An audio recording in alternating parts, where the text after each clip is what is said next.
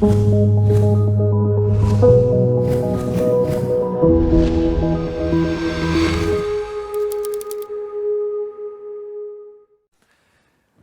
et merci à Ludo de Marchand de Trucs de nous permettre, à nous magiciens, de partager notre univers magique. Ludo m'a proposé de vous parler de 3 bouquins qui m'ont marqué. Alors, Ludo le sait, mais vous ne le savez pas.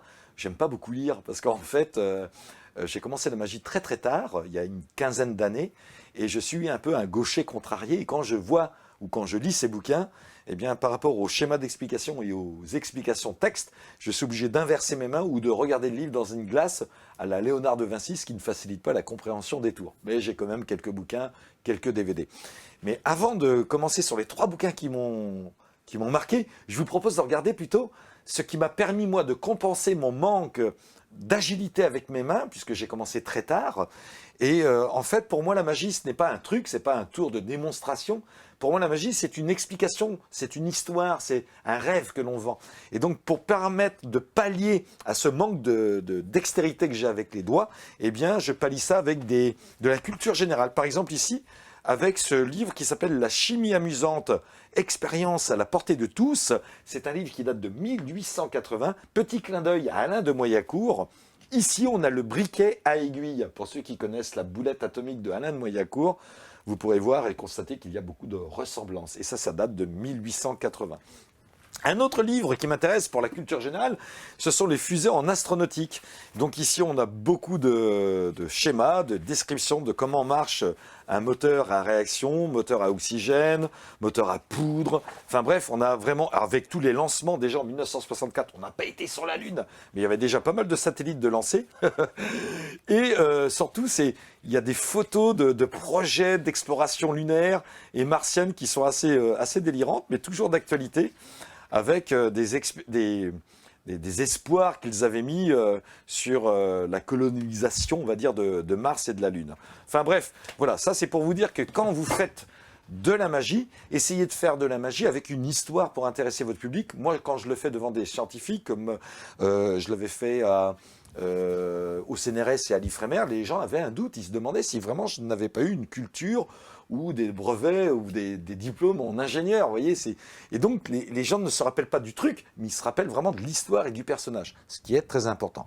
Alors maintenant, on va aller du côté de la bibliothèque. Alors ici, vous voyez derrière, c'est un meuble, attention à la mise au point, avec différents objets de collection, mais aussi d'objets que j'utilise pour la magie, des bougies, des boîtes truquées. Ici, une boîte de collection qui date du 18e, 19e siècle. Et bien sûr ici, la bibliothèque avec tous mes CD, que je vais être obligé de numériser, puisque les CD, ça ne se conserve pas comme les livres. Et ici, tous les bouquins. Alors le premier bouquin, c'est David Stone, Close Up, qui vous permet non pas d'apprendre des tours de magie, mais d'apprendre comment engager la conversation et vous présenter devant des clients dans un restaurant. Je fais encore pas mal de restaurants, enfin j'en faisais avant le Covid, hein, bien sûr. Le restaurant Le Ruffet, par exemple, à Brest, qui est une très très bonne table, je vous la conseille. Ou alors à Guipava, le Chipin. Et bien dans ces restaurants-là, Close Up va vous permettre d'y aller en toute quiétude, car toutes les questions que vous pouvez vous poser, vous les trouverez dans ce livre qui s'appelle Close Up de David Stone. Très bon livre, et c'est vraiment un partage d'expérience de la part de David Stone qui est très généreuse. Maintenant, les bouquins qui m'ont marqué, eh bien, on va dire Transparence de Boris Wald. Je ne sais pas si vous voyez le changement de couverture, c'est extraordinaire. Quand on incline le bouquin, les dos des cartes changent. Et Boris Wald, c'est d'actualité, puisqu'en fait, Boris Wald est passé sur Penn and Teller dans Full House. Il a exécuté un tour qui était quand même assez bluffant, où vous voyez la carte que la personne a choisie mentalement, enfin que la personne a annoncée, sort à la position indiquée par la personne. Bon, bien sûr, il y a une petite coupure dans la vidéo, mais ça, on le comprend. Donc, Boris Wald, Transparence, vraiment un très bon bouquin, bien expliqué avec des petits schémas qui sont assez bien faits. Un autre bouquin que j'apprécie énormément, Légende urbaine, alors Christian Schellman bien sûr, hein, avec des histoires un peu noires, un peu sombres, un univers, on va pas dire glauque, c'est pas glauque, mais c'est un univers noir, un peu vampire, un peu trash, mais j'adore cet univers. Et un tour que j'exécute sur scène, alors que tout le monde me dit, Young, t'es gonflé de le faire sur scène, qui s'appelle Equivox. Bien sûr, c'est un choix patéo, mais psychologique.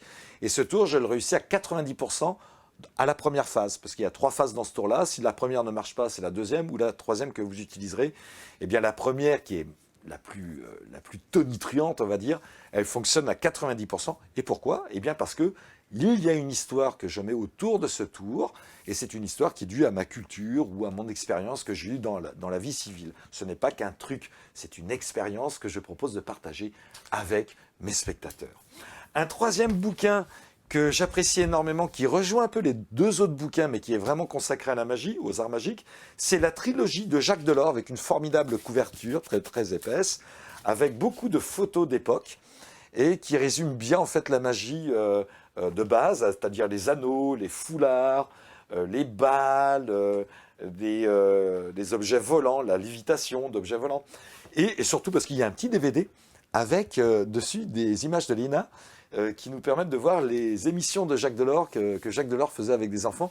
Et là, vous vous apercevez, encore une fois, que les trucs, finalement, ne changent pas énormément, mais c'est surtout la présentation. Si vous regardez les DVD, les vidéos de ce bouquin, vous allez voir, vous allez dire, mais c'est incroyable comment il parlait, c'est un peu daté, c'est un peu suranné, mais c'est d'un exquis à visionner, c'est extraordinaire. Le gars, le mec, il est là avec des gamins de 5 ans. On voit plus ça maintenant. Le gars, il est là avec des gamins de 5 ans, ou de 8 ans ou de 12 ans en disant « Vous, cher monsieur ou jeune homme, je vous propose de vous avancer vers l'avant en direction de ce guéridon afin d'effectuer votre tour. » Mais c'est hallucinant. Maintenant, ça bouge ton cul, va de l'avant, quoi. Bref. Donc, vous voyez, encore une fois, la magie aussi s'adapte. C'est ça que je voulais vous dire. C'est que la magie, c'est pas qu'un truc, c'est pas qu'un tour, c'est que la magie s'adapte à l'époque dans laquelle vous exécutez votre tour. Et bien sûr, quand on a 50 ans comme moi, ben on s'aperçoit que les époques changent vite. Hein, quand on entendait nos parents nous dire « moi de mon temps », ouais, c'est ça. Eh ben oui, ils avaient raison. De leur temps, c'est comme ça. De ma jeunesse, c'était comme ça. De mon adolescence, ça commençait à évoluer. Maintenant, j'arrive à 50 ans, je vois que également maintenant, il faut changer la manière dont on présente ces tours, c'est-à-dire s'adapter à l'époque dans laquelle on vit, tout simplement. Ça ne veut pas dire faire forcément des tours sur téléphone ou iPhone. Hein, berk. Bref, donc voilà les 3 bouquins. Légende urbaine de Christian Schellman, la trilogie de Jacques Delors, bien sûr Close-up de David Stone et Boris Wilde, Transparence. Oh, il y a un autre bouquin là. Ah oui, attends, fais voir. C'est Vincent Aidant, ça, non?